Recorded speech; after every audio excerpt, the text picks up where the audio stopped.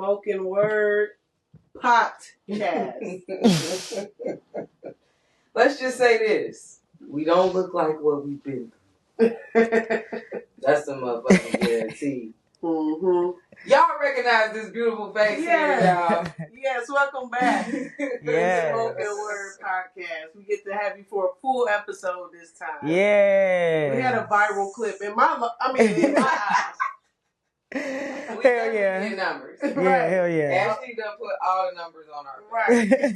We are back, y'all, with Tribbz. We like to call you Tribbz. Yeah. I know you go by like a few different things. Yeah. Let you introduce yourself. Right. I had to wet my whistle a little bit. Hey, you know what? I would like to introduce myself as a person who appreciates the sexual innuendos of past, of past time.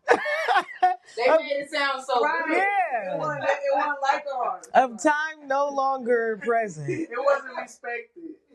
Like, wet my whistle? That's some freaky ass shit. Niggas was literally in the club like, Hell yeah. But hey, that was a banger. I still be playing it. But now we're in the club dancing to Tiana Taylor just saying, titties in your mouth. You know what I'm saying? She could have said, wet my whistle. No skills on the innuendo. None. they leave nothing to the imagination. Yeah. Know the world we in now. So I am, in essence, that is who I am. Sum it up. Yeah, like I appreciate the sexual innuendo of past time. I am a enthusiast of 80s, 90s innuendo. That's right. That's right. They did it so well. Yeah. Like I said, Atomic Dog. I mean, when you think about some of the songs, like, they used to make fucking and sucking sound very, like, groovy. Yeah. They did. They didn't have to be so, you know, they were creative with it. Yeah. You know what I'm saying? They was like, my mama might hear this. Right. You know what I'm saying? My grandma still dance. Yeah. Right, I still work on the floor. What my age? Right. Man. Somebody help the children. Right. So, yeah, but I go by Tribbz. Ashley is my name. I'm like starting to get comfortable again with the idea of going by Ashley. Mm-hmm. And I pay for therapy. You know what I'm saying? So when my therapist brings some shit up, I have paid to acknowledge and like respect and like try that shit at least. That's real though. Like, you know, see what she's talking about. It's a service. It's a service. Yeah. So I do my part. That should yield results. Yeah. Right. If you're working the process. Exactly. If you're working the program. Hello, my name is. But she asked me one day, like, I've been wanting to ask you this, like, what's the difference between Ashley and Tribbz? Like, who are those two people? And I was like, damn, never thought about it. And now I got to do that. So, yeah. Have you figured it out yet? I have, in a way. Yes, I think so. I feel like, you know, I moved out of Ohio after I graduated college and moved to Chicago. And at that time, I was really like anxious about my identity. I'm like, who am I? You know what I'm saying? I had to be heteronormative, you know, in 2008 to 2011, you know, before that time or the time that I was in college, it wasn't cool to be gay, bro. Like, and you really got to pick one. Like, you got to be black or you can be gay. You both? You know what I'm saying? And there are black people who choose, you know, to like express their queer identity or chose to at that time, especially. I was about to say something rude as fuck. I might as well say those niggas have a certain look. You know what I'm saying? And I still wanted to be fly. You know what I'm saying? What's the So I was look? like, I'm gonna be. It's I can't describe it. I feel like that'd be too deep. You know. That'd be well, you know, you know. And people know what the fuck I'm talking about right now. There's some niggas out there like, yup. Right now, yup, sure do. No. But So when I moved to Chicago, I was like, now is the time for me to figure out who I am just for me, like not for the gays or the respect of anybody else. I don't have to separate myself. I can do whatever it is that I want to do at this point. And I was like, what the fuck is that though? Yeah. I don't even know. So I started going by Tribbz because I'm like, this is something I can control. I can take ownership over. I don't feel like an Ashley. Ashley is such a generic ass name, and there's so many girls named Ashley in the world. And people had started calling me Tribbz anyway because in my sorority, because there were so many Ashleys before me.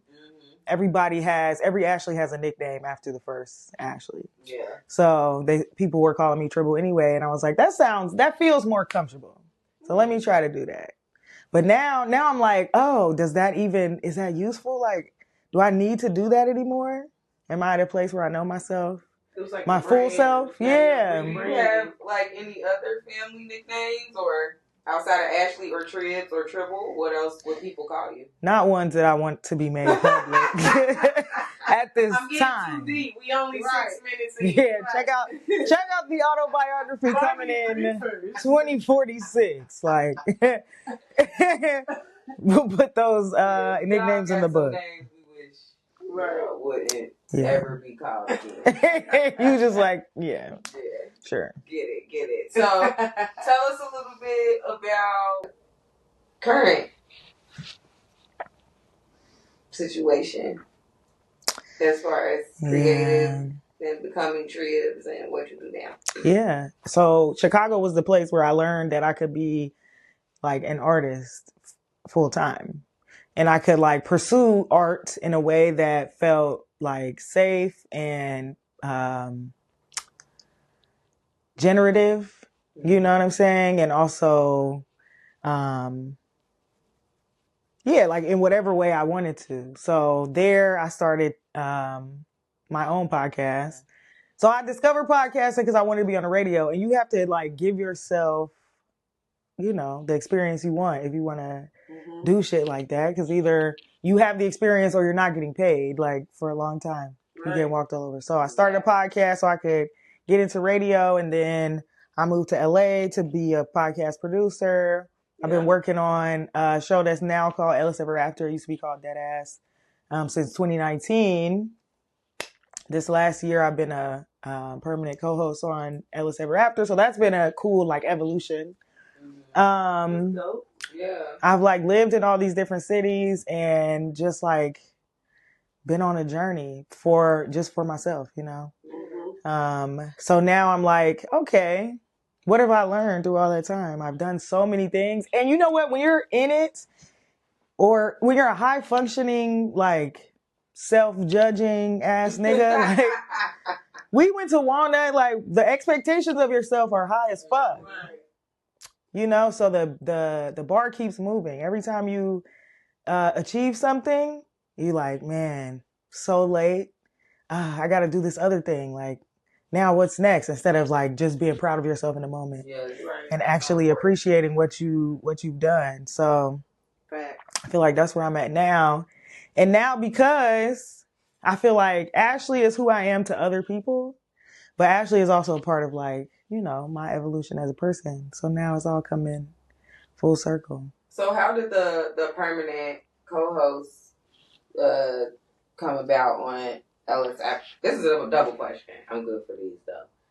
How did that come about, and also why they changed the name from Deadass? I don't think we ever talked about that. Yeah. All right. So, they changed the name from Deadass just because it just has a swear word in it, basically. And it was time. Deadass had been going on at this point for 6 years. And it was kind of time to do something different. Why not? Let's try something different. We have all this other access.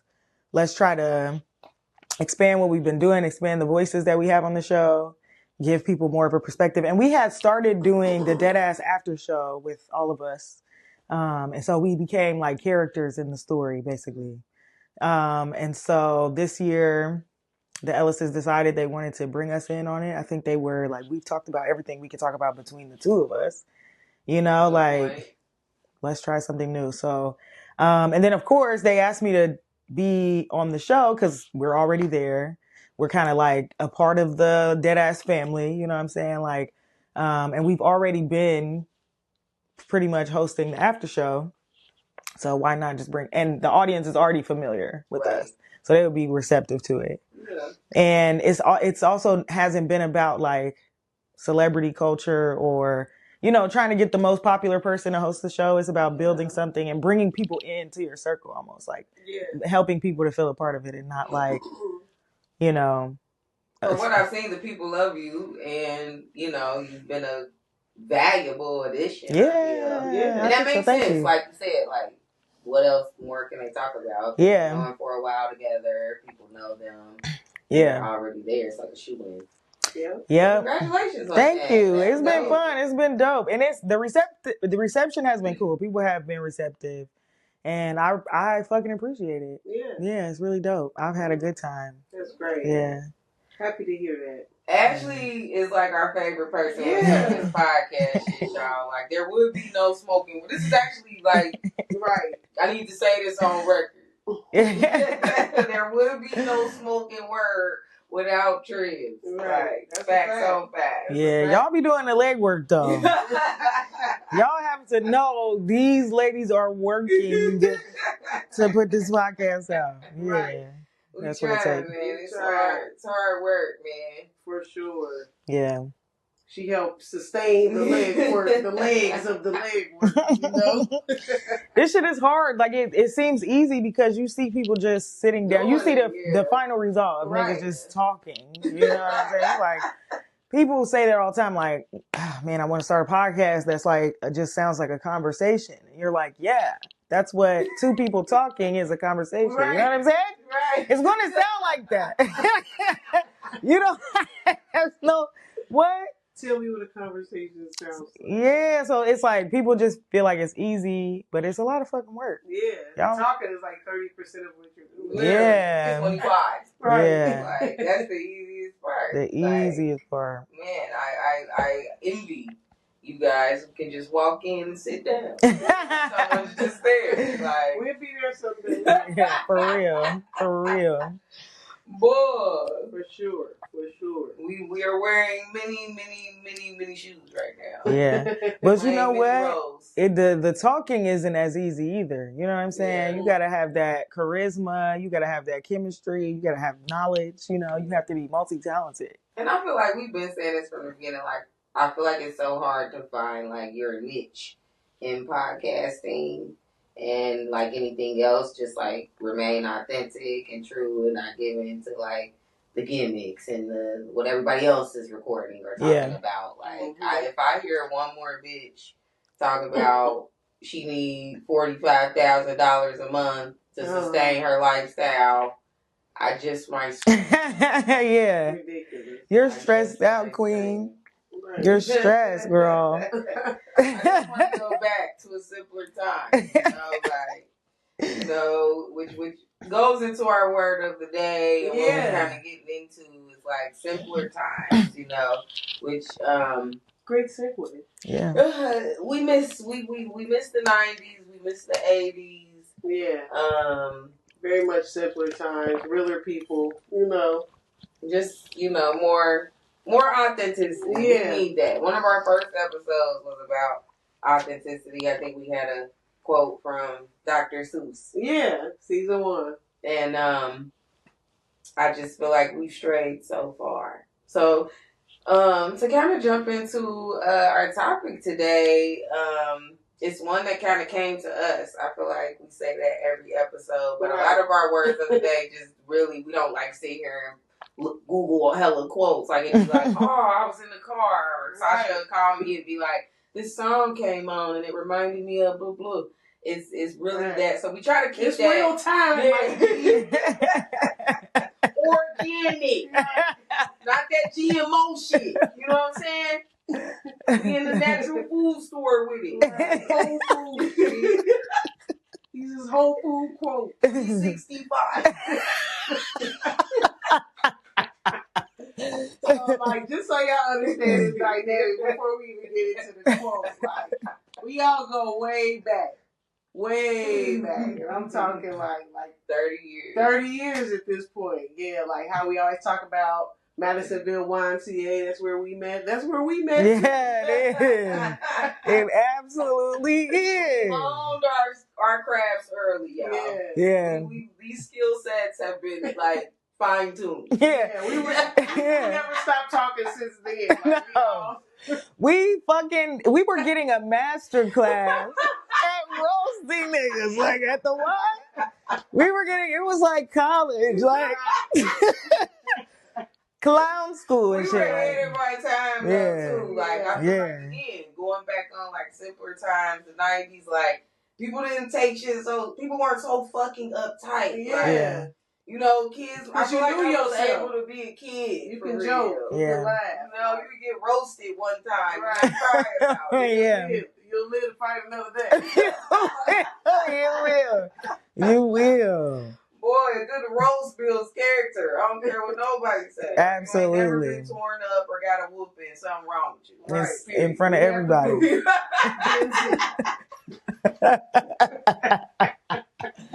Oh, yeah. So obviously we all know each other from the 90s. Yes.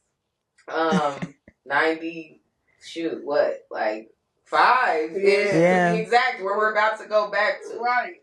So that's very fitting. It's so fitting, man. So in the 90s, there was an organization, I don't know if you heard of them, called the Nation of Islam. I have. Yeah. Might have heard of them. The Honorable Louis Farrakhan. Yeah. So if you know, you know. I already decided just now in this moment, I'm not going to give y'all a tutorial on the nation because y'all don't really deserve it. If you know, or you grew up around it, or you know somebody who knows somebody, then you're privileged. Right. You should do your research, though, and try to figure it out. Because I tell Sasha this all the time that, one, both of my parents joined the nation in the late 70s, early 80s. So I grew up in the mosque. I grew up in the nation. And I consider myself lucky to have had that upbringing. Very lucky. That on top of going to private black school, like I just feel like my upbringing was different than most black kids. It was. It was very black. It was very it was very black. Yeah. You were very much a nigga. Like, nah, for real. Like I got it from both ends. And then I feel like my uncle was a Baptist minister. He was always pretty like, so I didn't really lack for like knowing who the fuck I was, knowing how proud I was of being black. Like I never wanted to be nothing else but black from a very young age. Right. So, long story short, there was an event that was organized by the nation, and as I've been doing research this week when we were kind of preparing for this episode, I found out that the NAACP, Urban League, there were a lot of other constituents or entities that were involved in the production of the Million Man March. That's what's up. Which took place on October 16th, 1995. So we were 7. Damn.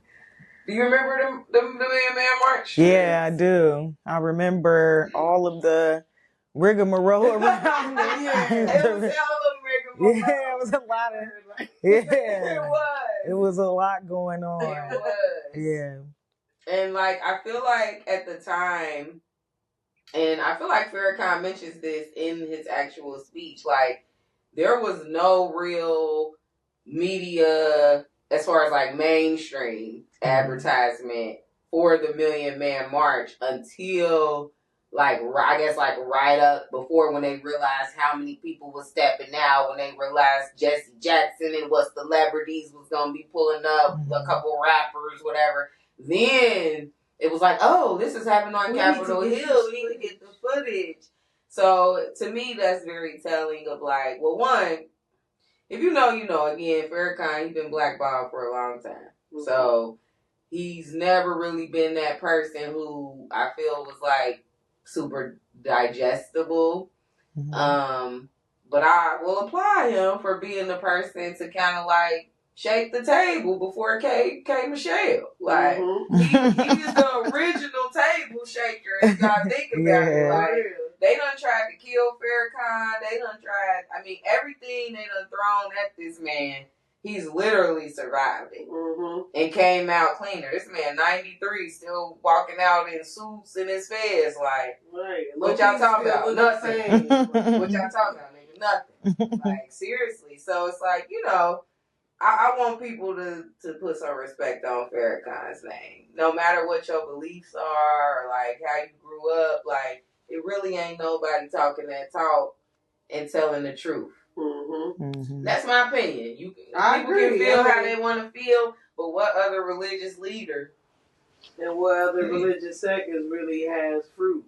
You know what I mean? Yeah. Positive fruit. You know? Like, they got businesses, they got structure. You know what I'm saying? People be dressed a certain way. Do this. Like, right.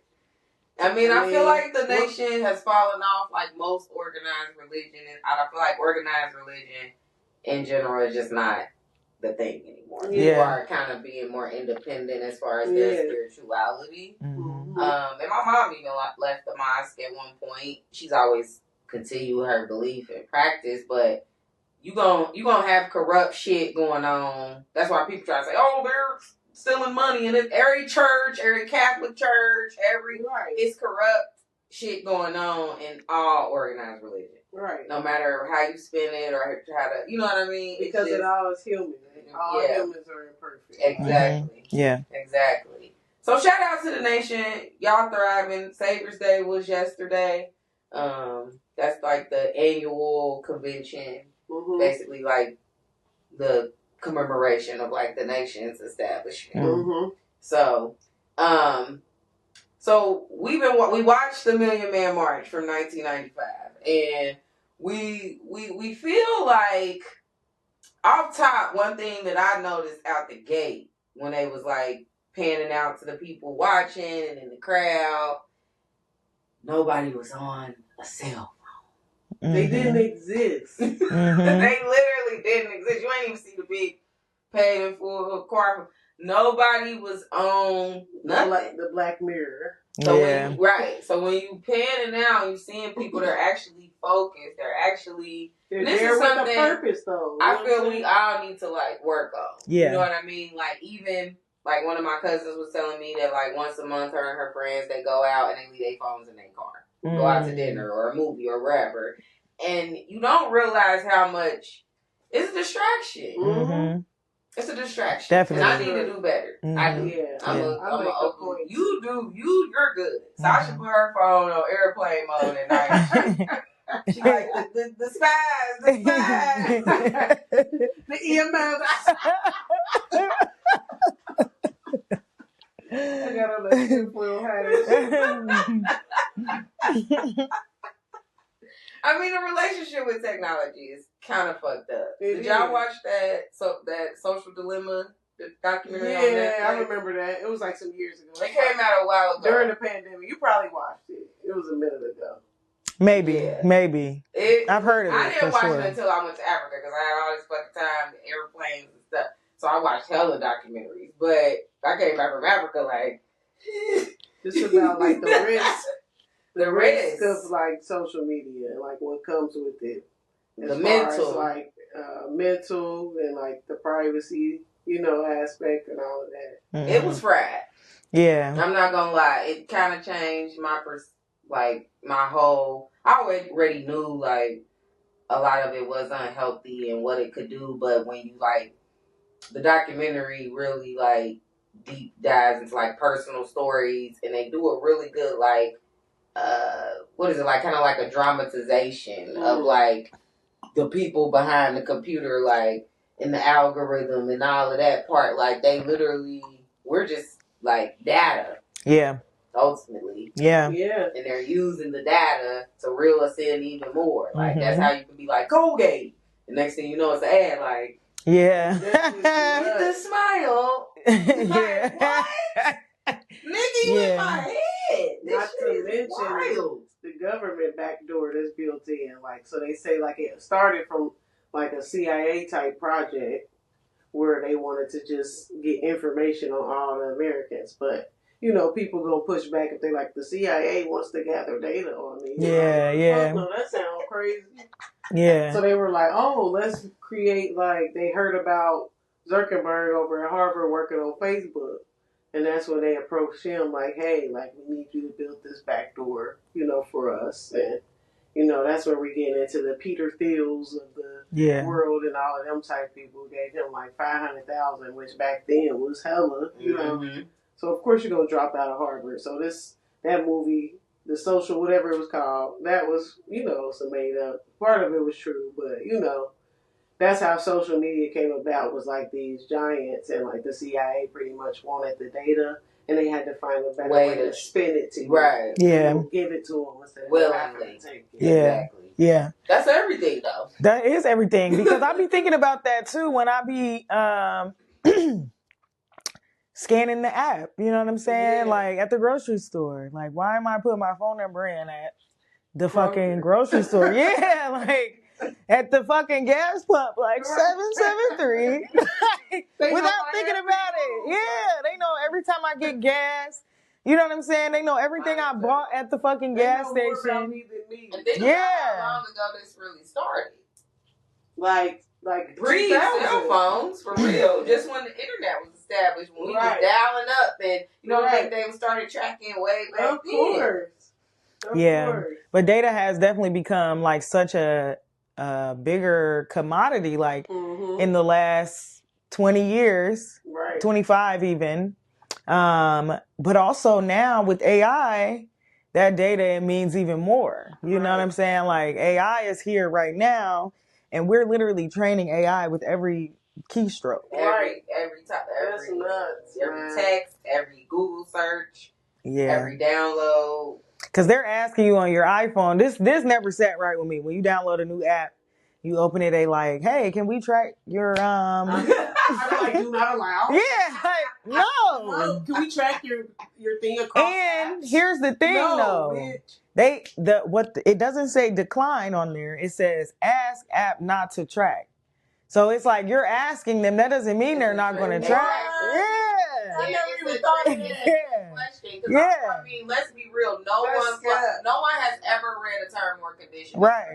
You'd be like scroll, accept. So that's the fine print right there. Like you already accept. You're basically just saying you're signing your life away. Thanks. Yeah. You have all your data. Except that you're a retard. Right. Except we never said we won't do it. We said we will acknowledge your fucking question. Like the answer is no. You asked and I answered no. Thanks. Right. It's like, yeah. It's a That's crazy. I never really I noticed it, but you'll because in the moment you're like, yeah, I'm just trying to download this app. You're just trying to get a lift. Yeah. But even speaking of data, if you think about it in an analog way, the Million Man March was a really great way to manipulate data.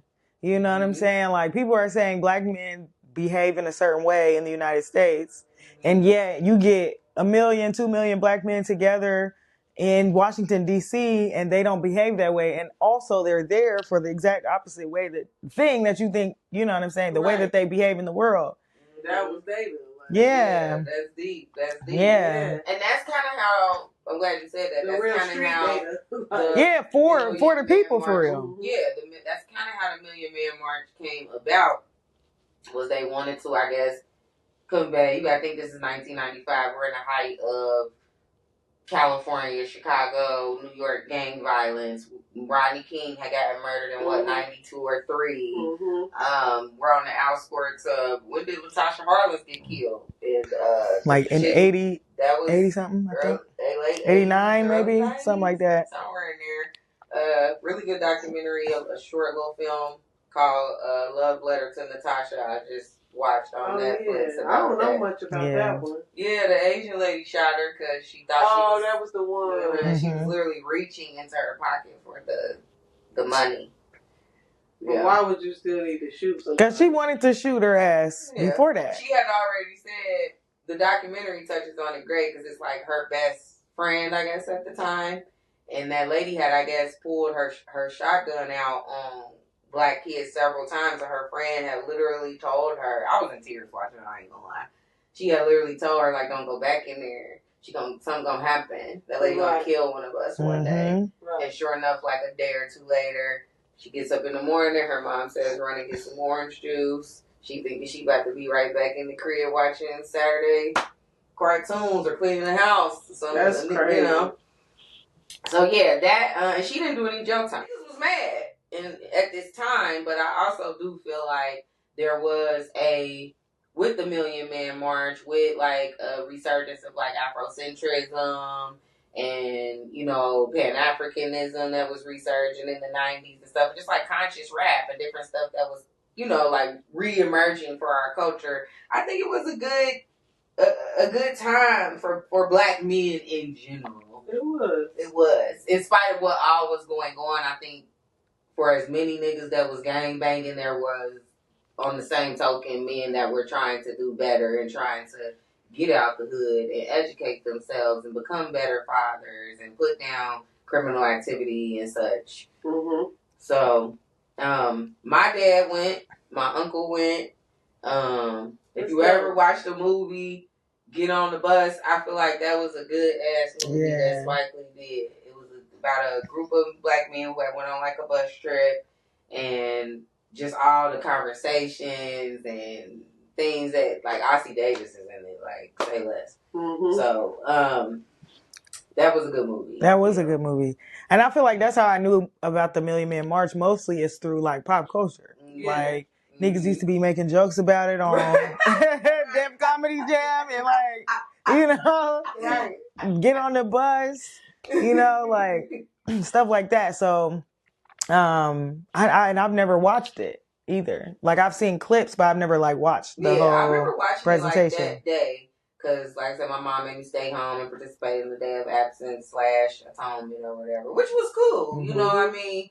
Because niggas can't stay out of Target for one day now. So, you know, I think there was a good, participation for that. And then I think, like I said, they doubled or tripled. I would have to look at the stats for sure. But it was a way bigger turnout.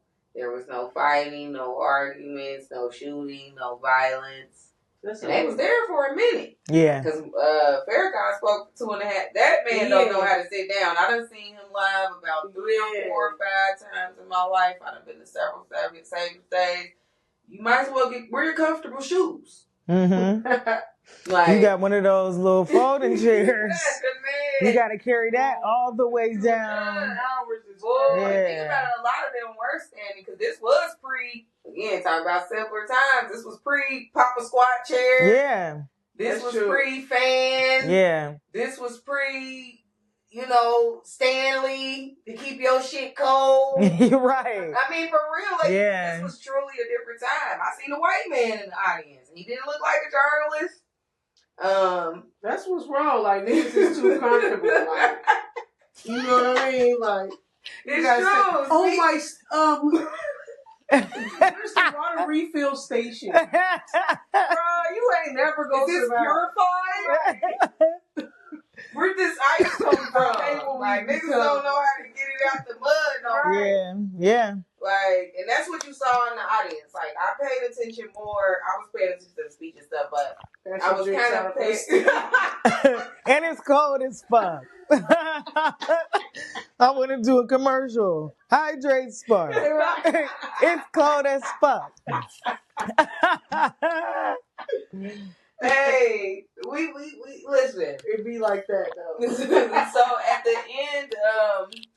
the end of the speech, and I suggest all y'all watch it. It's a good. It was like a whole day. It was like a time warp too. Maya Angelou was in that bitch. Man, that's crazy. He had lots of celebs, black activists. Yeah. Jesse. R.I.P. Jesse. He. Say no, Jesse, bro. Don't do that. All right. Don't do not stop. We don't got time today. Next episode. But that brings us to the word of the day. At the end of his Farrakhan speech, he calls all the black men to take a pledge. It's a very extensive pledge. It goes on to talk about how they won't commit crimes, adultery, call women bitches. I mean, he went into the detail. And it was powerful because, again, no cell phones. You got black men consoling each other, hugging each other, just not Genuine the love. stuff. Yeah, you don't see that today. Yeah, with love our black men, even women, like you just don't see that kind of like love is weird now. Oh man, Yeah, because hate is normal. Yeah. Mm-hmm. Well, the opposite of love ain't hate is fear. Yeah, Mm-hmm. yeah. So it's like fear is so rampant, that love is like, it's like you looking for that like a needle in a haystack. But just seeing, black men of all ages, physical abilities, creeds, religions, just embrace each other and kind of stand in solidarity, even if just for that moment. It was powerful. We need that now. We need another one. I'm kind of sorry they didn't do like how they did the Justice or Else. Yeah. How they didn't do a 30-year. That would have been big. Because I believe Mr. Farrakhan is 93. Yeah. So the fact that he even still pulling up. That's crazy. Yeah. He looked the same for real. Yeah, he's done good. He's still rap tight. He talks regular. But that's the food. He owned his own farm. Yeah. He ain't ate the white man's food. Yeah. In decades. Yeah. If we being completely honest, it matters. It does. What do you mean? It does. Absolutely. It completely does. Everything he put in his mouth came from right out of his backyard. Mm-hmm. That's beautiful. Yeah. So, stay woke. Yeah. Niggas crazy. Look. Anyway, the word in the very first part of the pledge, Farrakhan says, I state your name, so and so, pledge to love my brother as much as I love myself. And I think there's such strength in that because a lot of people don't love themselves. Mm-hmm. And you're not realizing that because you don't love yourself wholly, it's keeping you from loving others. Mm-hmm. Right. It's keeping you from loving your brothers. It's keeping you from loving your sisters. Mm-hmm. It starts within. Mm-hmm. And I know that sounds corny as fuck, but these are the facts. Mm-hmm. A lot of y'all niggas don't love yourself. Mm-hmm. Yeah. And I think that's why we've seen a decline in solid black men. Mm-hmm. I'm just put that out there. And I'm done with that part. Yeah. And we have some good, when you look at your, like we were talking about earlier, your father who's recently transitioned, my father who transitioned last year, some of the black men, like my uncles and stuff, I remember them, they had solid friendships, solid relationships. Mm-hmm. My mom, I had 3 uncles on my mom's side. They were all very, very close. Mm-hmm. Like there was nothing, I would never imagine my uncle shooting my uncle. Mm-hmm. Or, taking my uncle's girl. Or just the stuff you see black men going back and forth. I mean, look at the media. Look at T.I. and 50 Cent right fucking now. Yeah. It's sad, man. I mean, let's be honest. I saw somebody wrote on Twitter that, hip-hop thrived because of its youthfulness. Mm-hmm. And that's the problem why, rap is so trash now, because the OGs don't want to hang up the mic and go do other shit. Why are y'all, let these young niggas, I mean, some of the young music is trash, but some of it is not. Mm-hmm. But I feel like you got the fact that T.I., okay, make your comeback, Tip. I ain't mad at it necessarily, but you are 60, damn near probably. Yeah. Like, when are you going to stop rapping and making music? And not only, it's not like you just came out with an album, you're now beefing with another rapper, 50 Cent. You are so caught up in the Diddy documentary and taking other niggas down. Like, where is the brotherhood? Where is that, have you no shame, like my mom would say? Like, nobody wants to uplift. You see black people more so wanting to tear someone down instead of building each other up. Or that's what's publicized. That's what's publicized, yeah. But I also think it's true, too. Yeah, I feel like we see more of the shit that is ridiculous. People respond, especially if you are looking at social media, people respond to things that are negative more, you know, whether it's to say, this is fucked up. Yeah. Or somebody, you know what I'm saying? Negativity just gets more attention. And because we are black people who care about black people, we gonna see black people. You know what I'm saying? Like, but also there's shit like, and I won't say either, like, man, here's one small step for mankind, okay? One small step for man. Something that I feel like is so important and something that I'm learning through my dad's passing. My dad was had a strong sense of responsibility to his family. And the people that he loved were part of his family. He had a strong sense of responsibility for the people in his life. And so younger men, my dad's oldest brother died in 1996. He had 3 sons. So my dad took care of them as if they were his sons. His best friend is a truck driver, so he was always on the road. He took care of his son as if he was his son. You know what I'm saying? Like, and my dad did that. He took responsibility for the people around him. If my cousin's father wasn't around, he provided for her like a father would. You know what I'm saying? And so I feel like that is what we kind of have lost as people. Yeah. And especially because, you know, in a society, especially black people talk a lot about giving men the space to be leaders, you know, letting a man be a man. The man runs the black family. How many times do I gotta hear that shit where I be like, I'm a lesbian. They be like, but where's the man? Where's the man? You like, I'm the man. Shut the fuck up. But anyway, so I feel like, especially as a people, you know what I'm saying? We've lost a sense of responsibility for each other. Right. And I think that was a more dire situation in 1995. We're coming off the crack epidemic. And what we're seeing happen to black men is them get murdered, them get thrown in jail, them get beat to death by the LAPD. You know what I'm saying? Scot free. Yeah, we seeing that shit. Like, so it was dire for them to take responsibility to try at least for each other, so that, you know, black men weren't dying and being incarcerated the way that they were. But then I think too, the evolution of hip hop made what's important something different. Now, you know, capitalism became a thing that is more accessible. Right. But we lost our sense of responsibility for each other. So here's one small step for mankind. Back to what I was originally going to say. That's a good word, though, because responsibility reflects obligation. Yes. So, like, one thing I know that is causing a rift is the conversation about there are no good black men. You know what I'm saying? Like, putting black men in a box.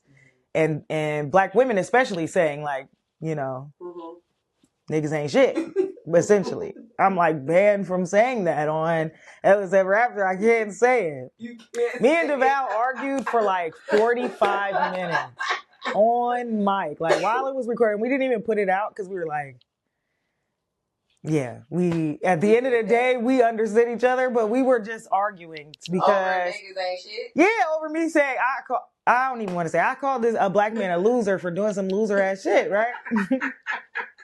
And DeVal was like, that's not fair. You know what I'm saying? So I feel like there are men who feel a sense of responsibility to the way that their other black men are being torn down, even if it's something that, you know, a certain man wouldn't do himself. He feels like, you know, the world is so hard on especially black men. So there are good black men out there, and the niggas who ain't shit have potential. You know what I'm saying? Because their life ain't over yet, too. Yeah. Counting people out too soon. You know what I mean? Yeah. Because we wasn't always who we was either. Yeah. They might not be shit today, but 10 years from now, we don't know who they Yeah. And it ain't our call to make. Yeah, but I do I think... still don't gotta fuck with you in that time. Exactly. Yeah. I do think what is lacking, though, for black men is that there are good black men out there, but sometimes those black men don't take responsibility for other black men who, you know what I'm saying, maybe need more guidance, maybe need to be, you know, called out, held accountable. Yeah. Yeah. And it's the same thing with sisters. It's not gender specific. Right. But women I feel like we're more likely to do that. But you know what I'm saying, man?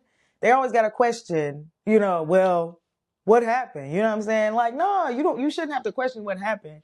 If you see a man slap a bitch in the face, like, you gotta go grab that nigga. Like, why are you, But you are seeing more of that. Yeah. Like, I don't know if y'all saw the viral video. I think it was in Cleveland, actually.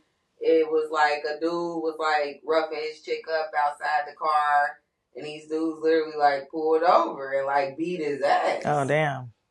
On camera, like, nigga, what? And like their friend who was driving, like literally they were just driving down the street, seeing it. The dude starts recording who was driving. They three of the friends hop out, whoop dude. The girl like, yeah, get the nigga. Like, fuck you. But the fucked up part is sometimes they'll be back with him tomorrow. So you just... So y'all... Right. Right. Or, you know what I'm saying? But I guess that really ain't their problem. You gotta see stuff. You're right. The police ain't about to say, oh, we're gonna get back to them tomorrow, so we're not gonna file this domestic. Yeah. Right?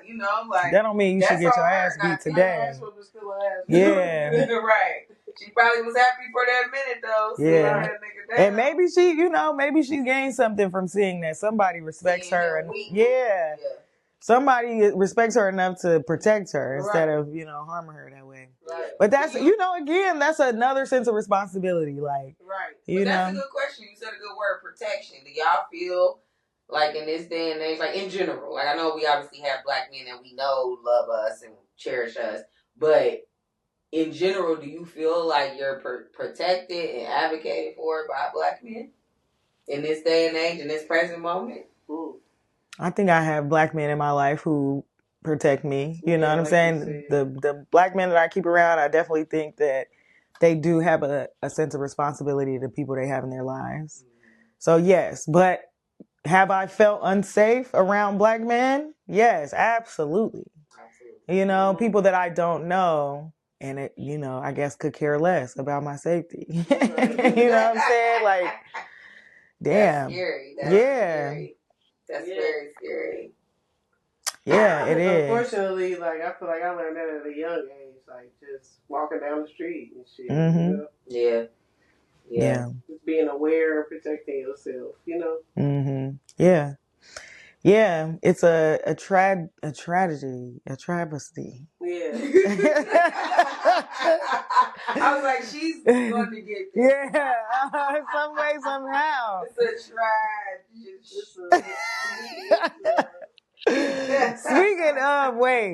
Speaking of the Million Man March and mispronouncing shit. And you're right, I do need to get off my phone because my brain is just like one revolving Instagram reel. Right. Like, but have you seen that video of New York, Tiffany Pollard? She's on a date, like on a show, and she's like, so when you talk about Muslianity, he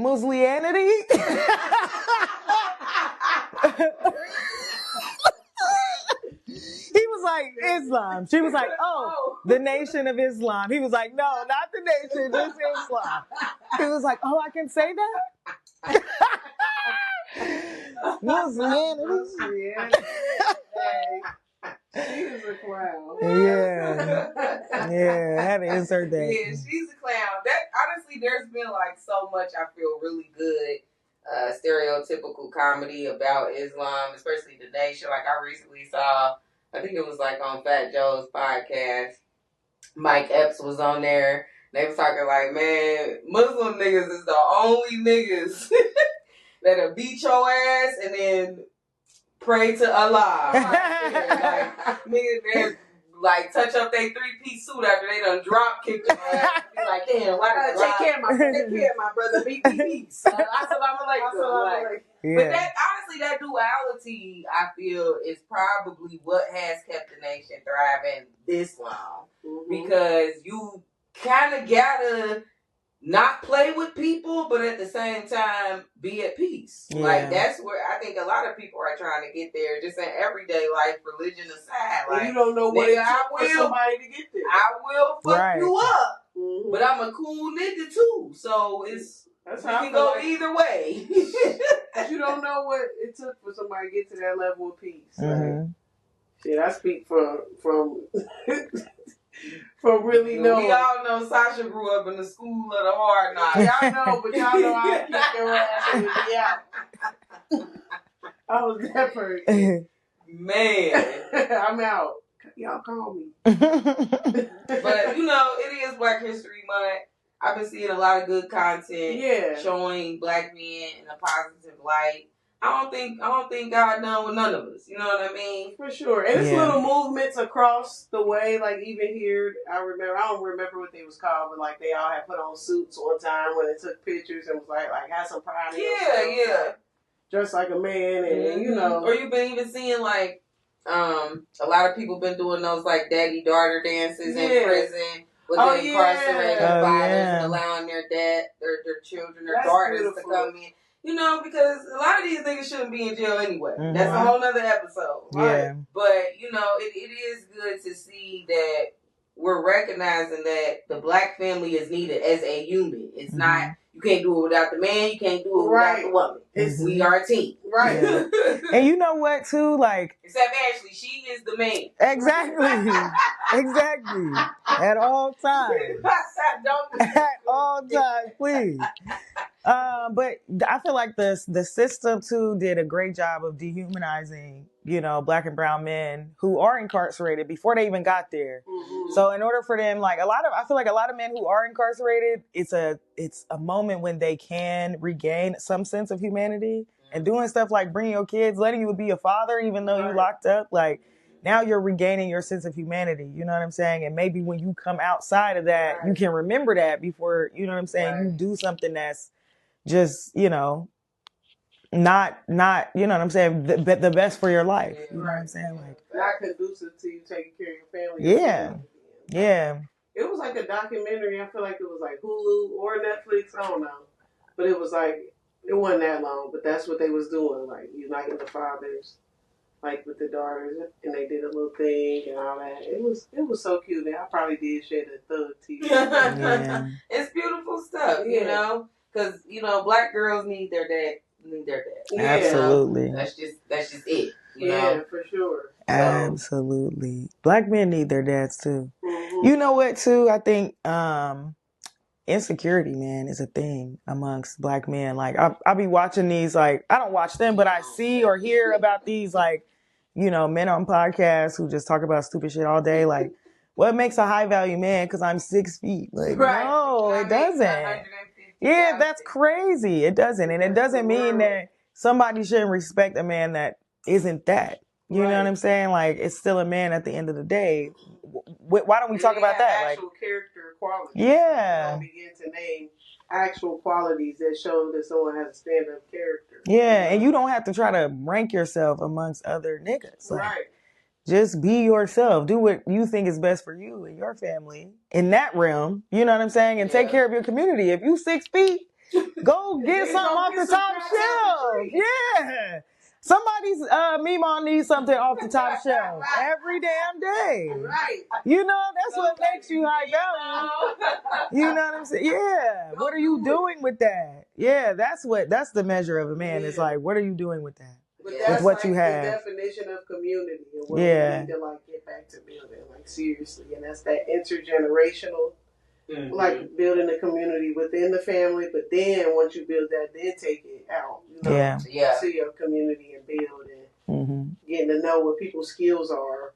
Where could they be helpful for the community and these types of things? But it takes confidence in yourself to even want to help the community to say, oh, these are my skills. What can I do to help you? So it's even instilling that sense of pride of self and love of self so people can, build some type of skills to assist the community. Yeah. It's like a whole circle. Know that you do have something to give. Yeah. Exactly. Yeah. Exactly. That's real.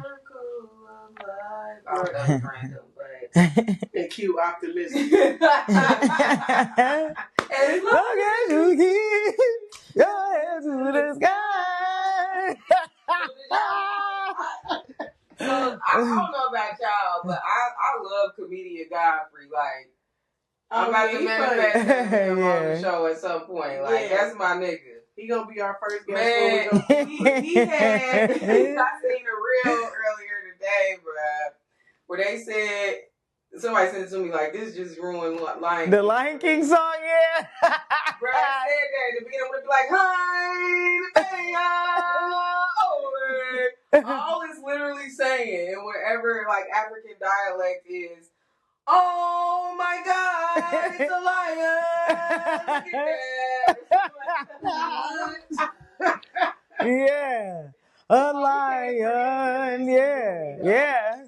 They like the most sophisticated. Right. They like they went to the villages in Africa to get like some actual tribe shit. Yeah, and the people that made the movie was like, wow, that sounds so ethnic. Right. Sounds so cultural. Ain't not a black person consulting on nothing. We all like, they made it into a Broadway show. They all things up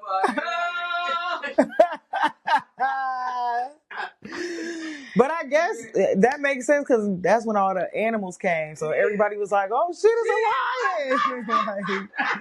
And have you ever been on a safari? I would love to. Yeah, but the lions, it's hard to see the lions because they're so lazy. They always sleeping. They kind of hide out. They're the same color as the terrain. Yeah. So if you on a safari and it's a lion, the safari leader gonna be like,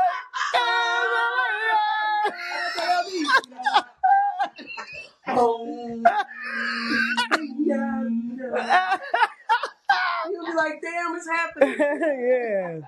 So that's something you can really take with you, like from experience to experience. They really do that when they out there, y'all.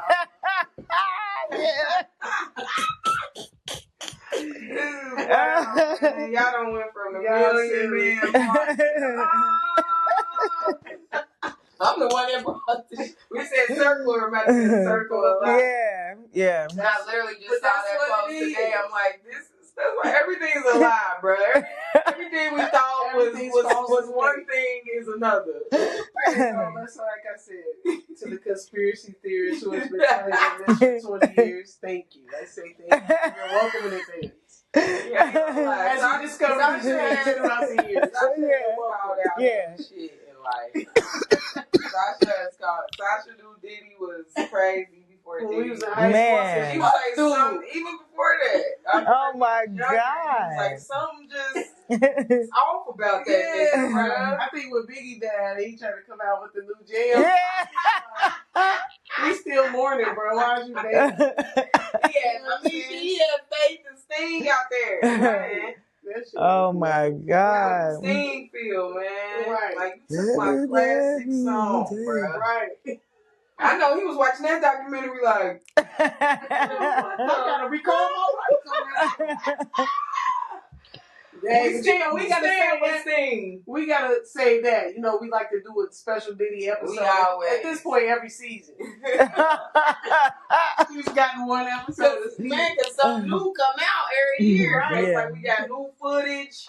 Because the Diddy documentary that came out since we got a whole. Oh yeah. I feel like I need to rewrite It's definitely new information. Did you watch information? I didn't finish it. I watched quite a bit. I watched that in one. I took a look away. Yeah. I watched 3 or 4.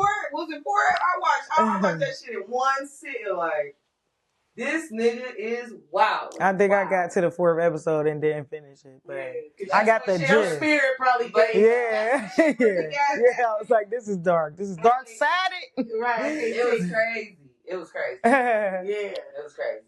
But we want to say thank you for joining us. It's always laughs. Yeah. We always take it left and then back right. Right. You know how it goes. Like I said, it would not be. Right. Smoking wood without Tribbz. Right. Without you. It's our dog, man. It's our dog for life. So, condolences. And, thank you. Yes. And everybody, keep her in your prayers as we shall as well. Mm-hmm. And we repping for the Million Man March, maybe 40th anniversary. Right. Hell We're going to do our own 10 years from now. Yeah. What that'll be, 2035. Behind me, we got an authentic, original poster from the Million Man March. So that's, we got the energy of that going in the room. That's what's propelling us now to whip y'all niggas in the shape. Whip y'all niggas in the shape. We got this is a museum in this bitch. Right. Yeah. Memorabilia. Yeah. This is so I just have to point out that on this poster, so the Million Man March is in DC. it's led by the Nation, which is like a national organization. But clearly, so they got they got Cincinnati phone number, Cincinnati location where you can register and get transportation. So it's like people were mobilizing in every city. Out the internet for out the internet. That's why I put this poster up. Mm-hmm. We try to add like something new every season to our little background. Yep. But this season, I found my mom had gave me that. And I was like, I got to frame this period. But I'm like, no, I'm going to put it upstairs in the stool. Because it's like, first of all, who has this? Yeah. This got to be the last print poster alive. Right. We don't do that no more, but I think it still be valuable, like to get a flyer. Yeah. You know me. Mm-hmm. I don't throw. I have every birthday card. I'm nostalgic as fuck. Like, I have to keep, because in a minute we already in a paperless, no contact world already. Like nobody. That's why I always give people birthday cards, and if I'm thinking of someone, I write them a physical note. Like, because at the end of the day, like, you can delete a text message, you can, it's just more sentimental. And when it's time for us to get off the grid, is y'all gonna be ready? Y'all not ready to do it. Y'all don't even know how to handwrite no more. I'm gonna have to Harriet tell me y'all cell phones like, bitch. My stepmom be going off about kids not knowing how to tell time. Our count change. Yeah. Bruh, you ever been to the gas station, bought something and said, like, say you buy like a bag of chips or a pop, and it's like $1 or $2, and you like put the rest on the horror that comes across. Yeah. They be like 20 minus 157. You don't even like they literally go to the Twilight Zone when you say no. They have to, because you got to punch in how much to put on the tank. Yeah. So that's why they be panicking, because they don't know. So I usually have to tell them like it's 1932. Right. Yeah. Bitch, like what the hell? But you're right. Your jaw be short every day. Every day, man. Jesus. To be like the horror. God bless them. But we kept y'all long enough. Yeah. Just go ahead and watch that Million Man March. For real. When you get done with that, watch the Million. I forget. I want to say it was a lot of good people at the Million Women March too. I can't remember. I was young, but it was in Philly. Sister Soldier was there for sure. I remember that. And I remember being young as fuck. Like, she dope. Yeah. This was before I had like read The Coldest Winter Ever and shit. Mm-hmm. That was like 3 years later, inappropriately. Mm-hmm. I feel like we all read that book too. Yeah, like at a time when it's like, I need to read it now. Like, I feel like I have never. I think I read it once, maybe like in college. But it's like I need to read it now. I have since I was probably middle school or whatever that was. When we weren't supposed to be. Yeah, I definitely read it. Every black girl read that book premature as fuck. Right. You got it from a friend, somebody who wasn't supposed to have it. Because I know I snuck it. It was in my little bed. So I'm like, my mama, no. Yeah, it's over. I got it from an adult. What? A tutor. This lady was tutoring me, yeah.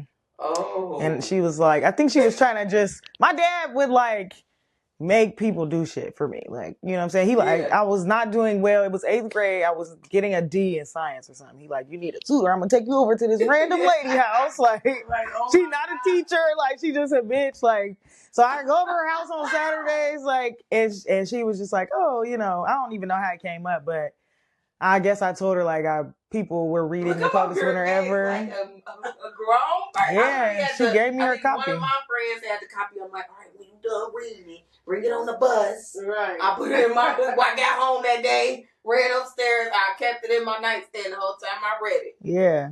Yeah. Like it was contraband. Yeah. It was contraband. It definitely felt like you reading this shit like, oh my God. Right. Should I even have this out right now?